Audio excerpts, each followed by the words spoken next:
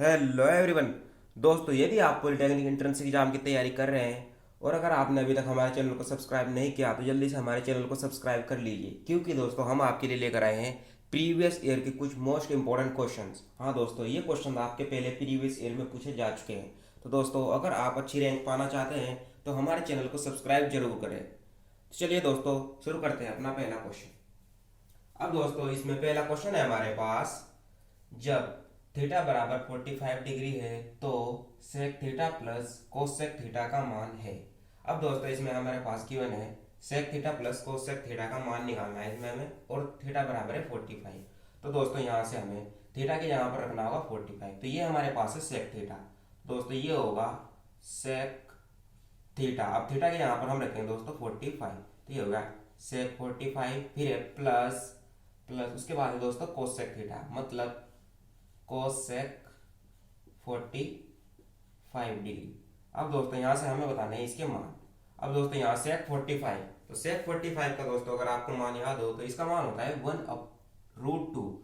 दोस्तों, इसका मान होता है √2 प्लस सेक 45 का भी दोस्तों यही मान होता है √2। अब इसको दोस्तों हमें करना है प्लस। जब भी दोस्तों हम रूट वाले टर्म्स को किसी को प्लस करते हैं तो हम देखते हैं उनके आगे की संख्या। जिस तरह से दोस्तों ये है √2, अब √2 के आगे कुछ कोई संख्या नहीं है, मतलब यहाँ होगा 1। इसी तरह से ये भी √2 है, इसके आगे कोई संख्या नहीं है, मतलब ये होगा 1। जब भी रूट के अंदर सेम संख्या होती है, बस उनके आगे की संख्या को हम प्लस करते हैं। जिस तरह से ये 1 और 1, ये हो गया 2, और ये अंदर में था √2, इसको लिखते हैं हम 2√2। तो यही होगा इसका आंसर, मतलब ऑप्शन सी। तो दोस्तों, देखते हैं हम अपना नेक्स्ट क्वेश्चन। अब दोस्तों, सेकंड क्वेश्चन हमारे पास है। यदि इस समीकरण एक्स स्क्वायर माइनस सिक्स के एक्स प्लस फाइव बराबर 0 का एक मूल 5 है तो के का मान है। अब दोस्तों, इस समीकरण में हमें समीकरण का मूल गिवन है 5। तो इसका मतलब यहाँ से x बराबर है 5। जब भी दोस्तों आपको समीकरण का मूल गिवन हो, इसका मतलब इसमें हमारे पास x का मान गिवन है, तो यहाँ पर x का मान हो गया 5। अब ये समीकरण है हमारे पास एक्स स्क्वायर माइनस 6 के एक्स प्लस 5 बराबर 0। अब दोस्तों, यहाँ से हमें निकालना है k का मान, और x की यहाँ पर हम रखेंगे 5। तो ये है दोस्तों x का स्क्वायर, मतलब ये होगा 5 का स्क्वायर माइनस 6 के एक्स, x की यहाँ पर होगा दोस्तों 5, और ये है प्लस 5 बराबर 0। मतलब जहाँ भी x था दोस्तों हमने उसकी यहाँ पर रखा 5। अब ये है यहाँ 5 का स्क्वायर। अब स्क्वायर का मतलब होता है दोस्तों 5 की 2 बार मल्टीप्लाई, मतलब 5 की 5 से मल्टीप्लाई होगी तो ये होगा 25। क्योंकि दोस्तों स्क्वायर का मतलब होता है उस टर्म्स की उसी के साथ मल्टीप्लाई, क्योंकि 2 बार है तो 2 बार मल्टीप्लाई होगी। अब ये 25, और ये दोस्तों इसकी मल्टीप्लाई करेंगे क्योंकि ये इंटू में है, तो ये होगा 6 5 जा 30 के, और प्लस 5 बराबर में है 0। अब दोस्तों ये है 25 और ये है 5, तो 25 प्लस 5 ये हो गया 30।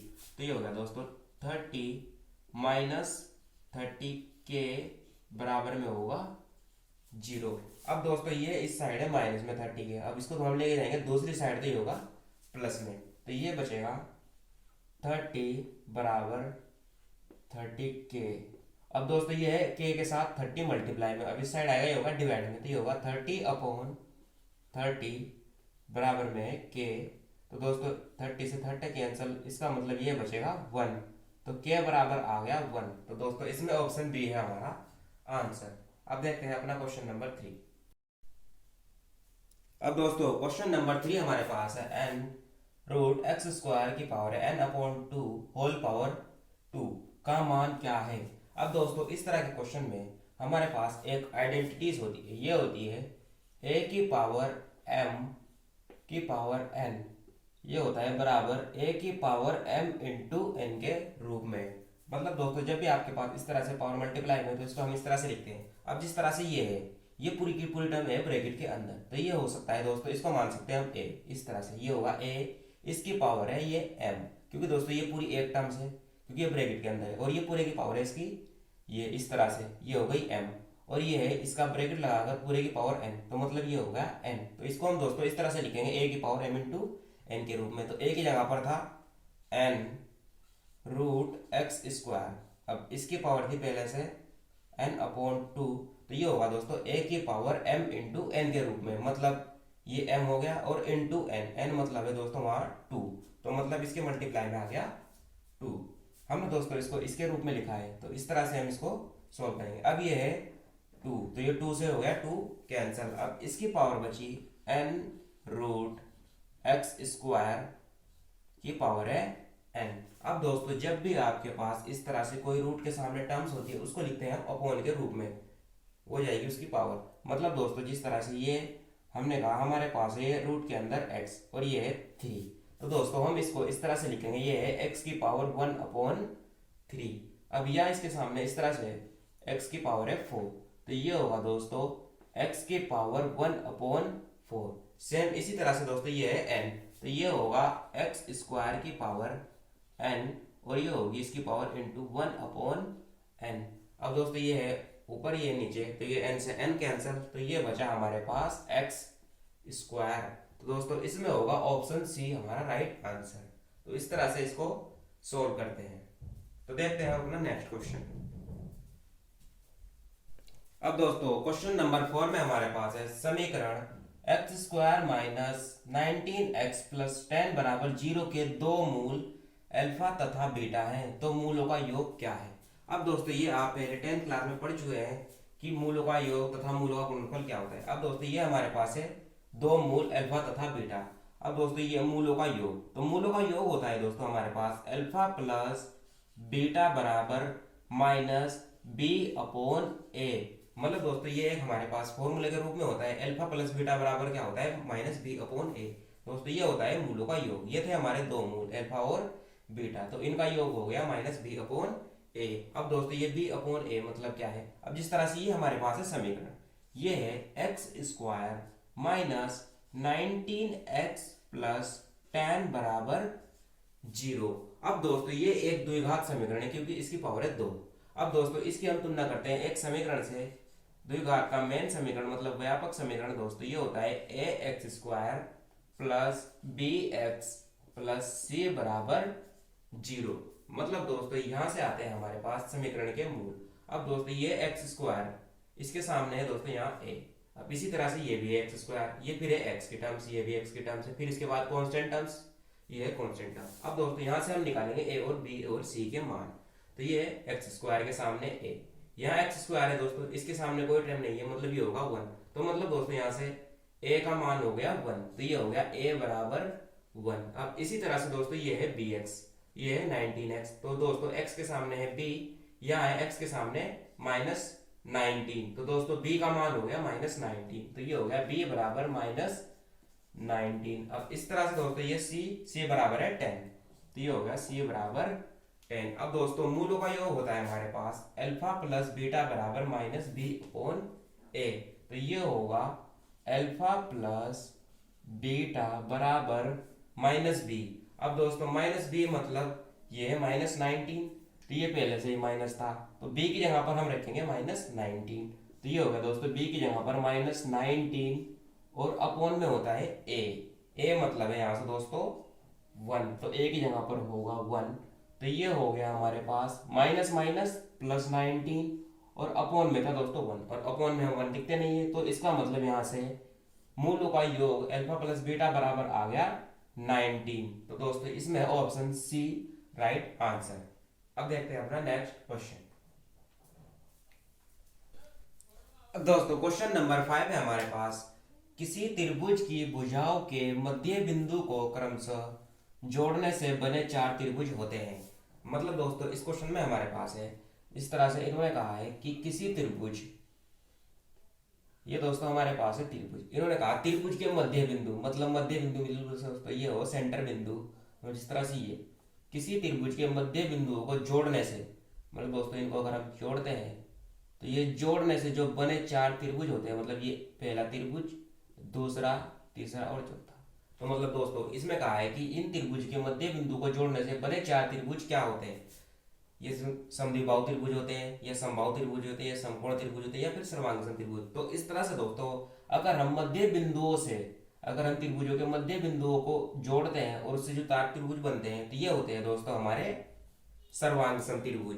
मतलब दोस्तों सर्वांगसम मतलब होता है बिल्कुल आकृति, आकार, इनका सब कुछ सेम होगा। तो दोस्तों ये होगा ऑप्शन डी हमारा इसका आंसर। अब देखते हैं अपना नेक्स्ट क्वेश्चन।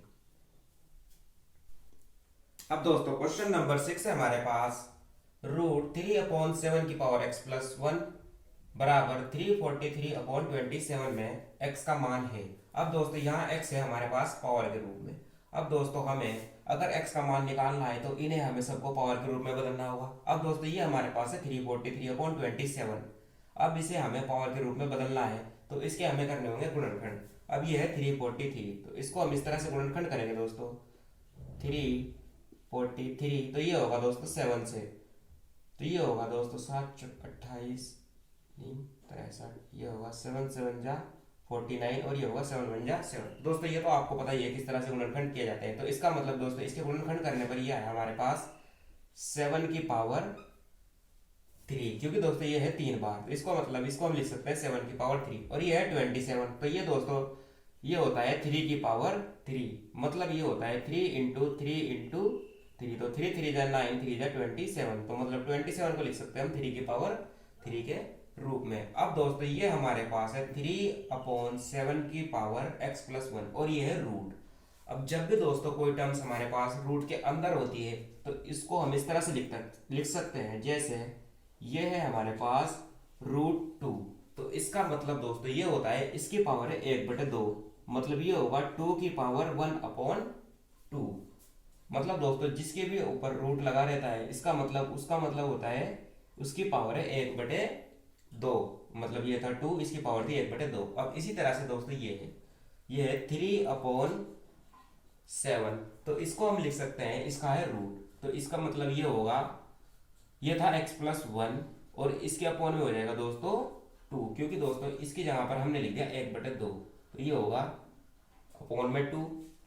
अब ये बराबर में है हमारे पास 343 की जगह पर आएगा 7 की पावर 3, और ये अपॉन में है 27, तो ये होगा 3 की पावर 3। अब दोस्तों इसको हम सॉल्व करेंगे तो ये हमारे पास है 3/7, ये है हमारे पास x प्लस 1/2, अब ये होगा 7/3 की पावर 3, क्योंकि दोस्तों इनकी दोनों की पावर सेम थी तो इसलिए हमने ब्रैकेट लगाकर एक बार में इसकी पावर दिखा दी, तो इस तरह से हम इसको लिख सकते हैं। अब ये हमारे पास दोस्तों इस साइड है 3/7 और ये हमारे पास है 7/3, तो दोस्तों इसे भी हमें 3/7 बनाना होगा, क्योंकि दोस्तों अगर हमारे पास बेस सेम हो गए तो इसका मतलब उसकी पावर भी होगी बराबर। तो पावर बराबर करने के लिए दोस्तों इसको भी हमें 3/7 बनाना होगा।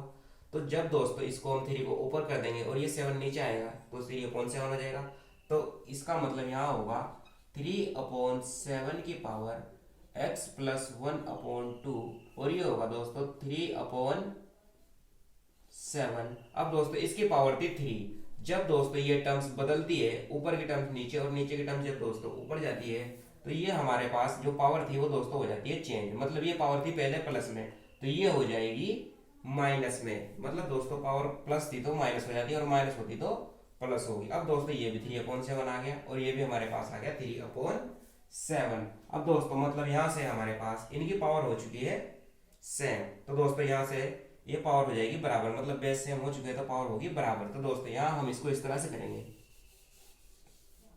तो ये होगा दोस्तों यहाँ से x प्लस 1/2 बराबर -3, क्योंकि दोस्तों ये हमारे पास बेस सेम आ चुके हैं तो इसका मतलब हम पावर को बराबर लिख सकते हैं। अब ये 2 है यहाँ डिवाइड में, उधर जाएगा ये होगा मल्टीप्लाई में, तो ये होगा x प्लस 1, ये होगा 2 3 जा 6, क्योंकि यहाँ माइनस है तो माइनस लगाएंगे। अब ये है प्लस में 1, दूसरी साइड जाएगा तो ये होगा -1, तो ये होगा x बराबर -6, ये +1 है, ये इधर जाएगा तो ये होगा -1, तो ये होगा दोस्तों x बराबर -6 और -1, तो माइनस माइनस होगा प्लस, तो ये होगा -7। तो दोस्तों ये होगा इसका आंसर, मतलब ऑप्शन ए होगा इसका आंसर। तो दोस्तों आशा करते हैं आपको हमारी वीडियो पसंद आई है।